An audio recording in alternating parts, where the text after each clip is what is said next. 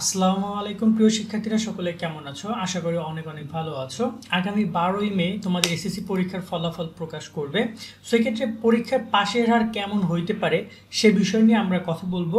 পাশের হার কমবে এবং জিপিএ 5 কমবে, এই ঘটনার সত্যতা কতটুকু এবং ওভারঅল এই বিষয়গুলো নিয়ে একটু আলোচনা করব। কারণ অনেক শিক্ষার্থী একটু কনফিউশনের মধ্যে আছে যে ভাই আসলেই আমাদের সাথে কি ঘটতে যাচ্ছে, পাশের হার কমবে কিনা এবং কত হইতে পারে, কেমন শিক্ষার্থী এবছর ফেল করতে পারে। আমরা বিভিন্ন শিক্ষক, প্রধান পরীক্ষক এবং বোর্ডের কর্মকর্তার সাথে কথা বলে যে তথ্যগুলো জানতে পেরেছি সেগুলো নিয়ে মূলত এখানে তোমাদের সাথে কিছু আলোচনা আমরা করছি। এসএসসির রেজাল্ট খুব দ্রুত দেখতে হলে তোমরা গুগল প্লে স্টোরে গিয়ে এসএসসির রেজাল্ট 2024 লিখে সার্চ করো এবং কমলা কালারের লোগো সহ অ্যাপসটি ইনস্টল করে নাও। এখনই রেজাল্টের পিডিএফ বানাতে পারবা, বোর্ড ভিত্তিক রেজাল্ট দেখতে পারবা, রেজাল্টের মার্কশিট সহ এখানে তোমরা সেভ করতে পারবা। এসএমএস ফরম্যাট দেওয়া আছে, শুধুমাত্র তোমরা সিলেক্ট করে সেন্ড করবা। কলেজ ভর্তি, বোর্ড চ্যালেঞ্জ, বোর্ডের বৃত্তি সহ সকল আপডেট তোমরা এখানে পাবা। আমি ইনস্টল লিঙ্কটা ডিসক্রিপশন বক্সে এবং কমেন্টে দিয়ে দিচ্ছি, সেখান থেকে ইনস্টল করতে পারো। তোমাদের রেজাল্ট প্রকাশ করবে খুব সুন্দরভাবে, 12ই মে তোমরা ফলাফলটা পাবা। সো সবাই হয়তো বা দীর্ঘ অপেক্ষা করছো ফলাফলের জন্য, তো সকলের জন্য শুভকামনা রইল। ইনশাল্লাহ ভালো একটা রেজাল্ট তোমরা সবাই করো। এখন পাশের আর নিয়ে যদি আমরা একটু কথা বলি, দেখো আমরা প্রথমত তোমাদের সাথে তুলনা হয় কাদের, বিগত বছরের তোমাদের বড় ভাই যারা পরীক্ষা দিয়েছে ওদের, কিন্তু ওরা কি কি অ্যাডভান্টেজ পেয়েছে, তোমরা সেগুলো পেয়েছো কিনা সে বিষয়টা ইম্পর্টেন্ট। তো এই জায়গায় গত বছর পাশের হার ছিল, যদি আমরা দেখি সেটা ছিল 80.39% শিক্ষার্থী পাশ করেছে, যেটা এবং সর্বমোট পাশের হার ছিল তোমাদের এখানে সর্বমোট পাশে এটা সর্বমোটে 80 দশমিক পাশের হার ছিল। আর যেটা 2022 সালে ছিল 87 দশমিক, অর্থাৎ গত বছরে কিন্তু প্রায় 7 দশমিক কমেছে। এখন গত বছর ওরা কিন্তু শর্ট সিলেবাসে পরীক্ষা দিয়েছে, কিন্তু তোমরা কিন্তু সেই শর্ট সিলেবাসেও পরীক্ষা দাও না, তোমরা পুরো বইয়ের উপরে পরীক্ষা দিচ্ছ। সেই জায়গায় স্বাভাবিকভাবে তোমাদের পাশের হার কমবে, পাশের হার কমবে। মোট জিপিএ 5 পেয়েছিল 2022 সালে 2,69,000, মানে ধরো 2,70,000 শিক্ষার্থী জিপিএ 5 পাইছে, সেটা গত বছর পাইছে 1,83,000, যেখানে প্রায় জিপিএ 5 কমছে প্রায় 70 থেকে 80,000, জিপিএ 5 কমেছে।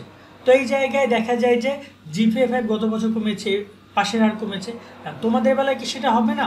অফকোর্স তোমাদের বেলা আরও বেশি কমবে।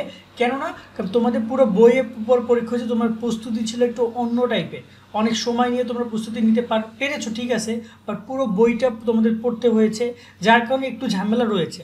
সো এখন তোমাদের এই যে পাশের হারটা এবছর কত হইতে পারে, আমরা যে বিভিন্ন বোর্ডের সাথে বা টুকটাক যে কথাবার্তা বলেছি, গত বছর যে পাশের হারটা ছিল সেটা ছিল 80.39% শিক্ষার্থী পাশ করেছে। ওভারঅল 20 লাখ শিক্ষার্থী পরীক্ষা দিয়েছিল, সেখানে মনে হয় 16 লাখের মতো শিক্ষার্থী পাশ করেছিল।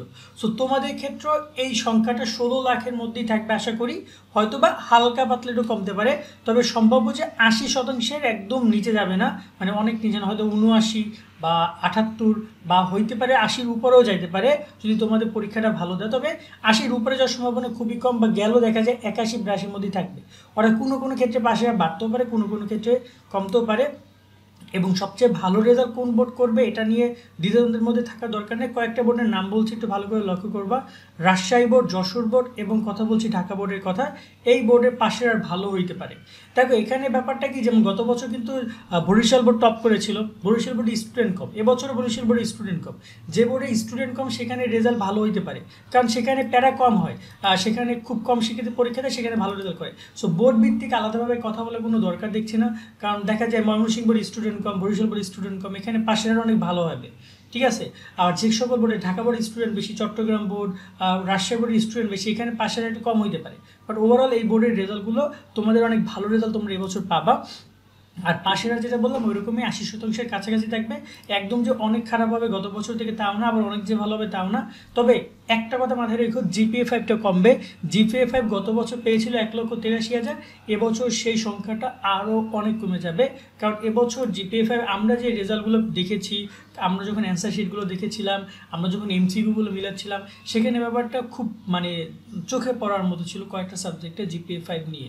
তো দেখা যায় কি এখানে একটা দুটো সাবজেক্টে যদি তুমি গত বছর যে সাবজেক্টগুলোতে অনায়াসে ভালো রেজাল্ট করেছো, সেটা যদি এই বছর একটু টাফ হয় সেখানে রেজাল্ট করা, সেটা কিন্তু অবশ্যই তোমার জিপিএ 5 মূল জিপিএ 5 একটা বড় প্রভাব ফেলে। তো এবছর জিপিএ 5টা কমবে এবং রেজাল্ট প্রকাশের এই যে আনুষঙ্গিক পুরো পরিসংখ্যানটা, এটা তোমরা একদম অ্যাকুরেট জানতে পারবা যখন প্রধানমন্ত্রী সংবাদ সম্মেলন করবেন, অর্থাৎ প্রধানমন্ত্রী যখন ফলাফল প্রকাশ করবেন তারপরে মূলত ফলাফল প্রকাশের পুরো একটা গ্রাফ শিক্ষামন্ত্রী মহিবুল হোসেন নওফেল চৌধুরী স্যার উনি মূলত অনলাইনে প্রকাশ করবেন বা তিনি সংবাদ সম্মেলনে জানাবেন যে কত শিক্ষার্থী পাশ করেছে, কত ফেল করেছে, কারা কারা পাশ করেছে, কয়টা ছেলেরা কত, মেয়েরা কত, সে বিষয়গুলো জানাবে।